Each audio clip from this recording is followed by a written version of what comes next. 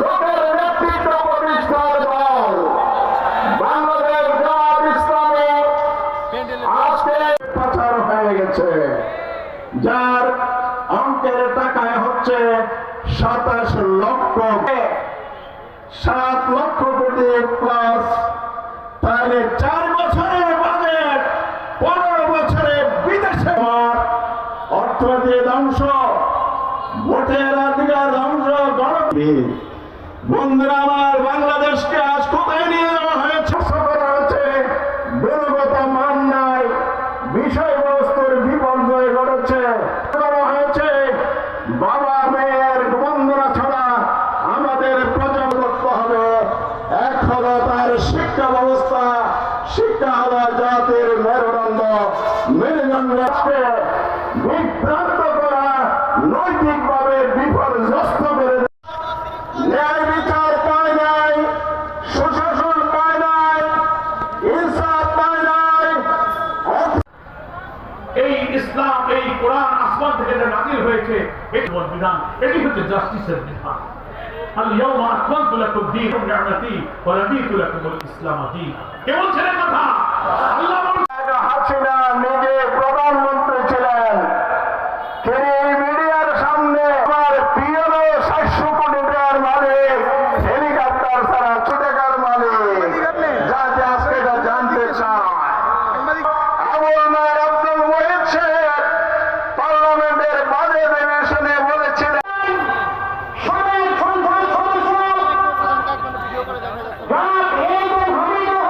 সেই আন্দোলনে আমাদের পাশে কামনা করছি। আল্লাহ তাআলা মাদারীপুর সহ গোটা বাংলাদেশে ইসলামী আন্দোলনকে আরো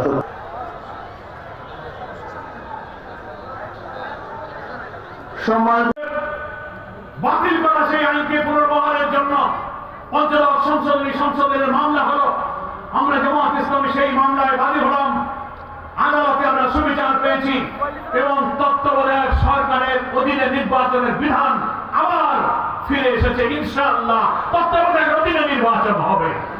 তাহলে উনি আদালত পারেন না, পার্লামেন্ট পারেন না, একার কথায় চলে। এই জন্য তো তাকে ফ্যাসিস্ট বলা হয়। ফ্যাসিস্ট কি জন্য বলা হয়? ফ্যাসিস্ট অর্থ হচ্ছে কর্তৃত্ববাদী। আমি যা বলবো তাই, কারোর কথা চলবে, আমার কথায় চলবে। তার কাছে পার্লামেন্টের মূল্য নাই, আদালতের মূল্য নাই।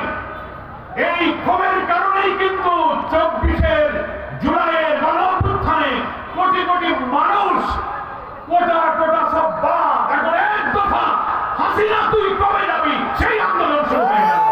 অনেককে গ্রেফতার করা হয়েছিল, আমরা দেখতে লাগলাম, শুনতে লাগলাম। সারা দেশের কোটি কোটি ছাত্র জনতা হত্যার আন্দোলনের আগুন ধরে উঠল। 5ই আগস্ট রাজধানী শাহবাগ থেকে, উত্তরা থেকে, বাংলাদেশের চতুর্দিক থেকে কোটি কোটি জনতার ঢল যখন গণভবনের দিকে আসতে লাগলো, হাসিনা তখন মাথা খারাপ হয়ে গেল।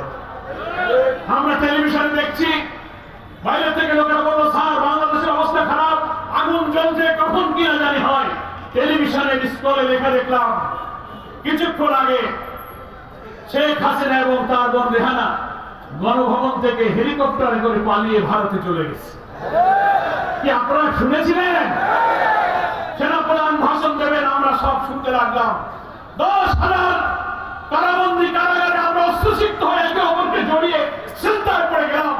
18 বছরের দুঃশাসনের কালো রাতের অবসান ঘটিয়ে এই জাতিটা কোনোদিন কল্পনা করেনি ইতিহাসের সেরা ফ্যাসিস্টকে আল্লাহ তাআলা অপমান করে পালিয়ে বাংলাদেশ থেকে যেতে বাধ্য। এটা আল্লাহ তাআলার এই রহমত এবং করুণা। আমি তাই বলছিলাম যে বাংলাদেশে আপনারা মিটিং করতে পারতেন না, অফিস বন্ধ ছিল। আমাদের ব্রিগেডিয়ার আজমি, ব্যারিস্টার আরমান সহ কত লোককে গুম করা হলো। পতনের 5 দিন আগে, 4 দিন আগে জামাত শিবিরকে নিষিদ্ধ করে দিল এই ফ্যাসিস্ট সরকার। মনে আছে? এই সব আন্দোলন সব জামাত শিবির করতেছে।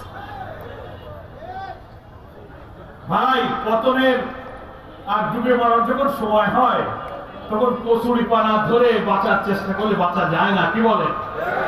ডুবন্ত ঢেউয়ের সাগরে যখন কেউ ডুবতে যায়, কি ধরে বাঁচবো চেষ্টা করে, যদি দেখে একটা কচুরি শ্যাওলা বেঁচে যাচ্ছে ওইটা ধরে। উনি মনে করেন জামাত শিবির মনে হয় এই আন্দোলন করতেছে, এইখানে শেষ করে মনে হয় বাঁচা যাবে। উনি বাঁচার পথ এটা মনে করলেন, বললেন নিষিদ্ধ। কিন্তু আল্লাহ তাআলার ইচ্ছা ওমা তাশাউনা ইল্লা ইয়্যা আল্লাহু রাব্বুল আলামিন। আল্লাহ তাআলা যা ইচ্ছা করেন, বান্দার ইচ্ছা আল্লাহর ইচ্ছার সাথে না মিললে সেই ইচ্ছা পূরণ হয় না। হাসিনা বিদায়ের 4 দিন আগে জামাত শিবিরকে তুমি নিষিদ্ধ করেছিলে, 5 দিন পরেই তুমি নিষিদ্ধ হয়ে গেলে।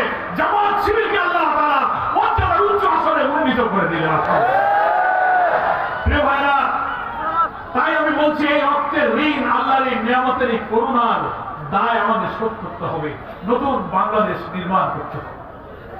সেই নতুন বাংলাদেশ নির্মাণের জন্য বাংলাদেশ জামাত ইসলামের সম্মানিত আমির, বাংলাদেশের 18 কোটি মানুষের স্বপ্নের ঠিকানা, বাংলাদেশের রাজনৈতিক অঙ্গনে সবচেয়ে আলোচিত, সবচেয়ে আনন্দিত, সবচেয়ে মানবিক নেতা হচ্ছে ডাক্তার শফিকুর রহমান।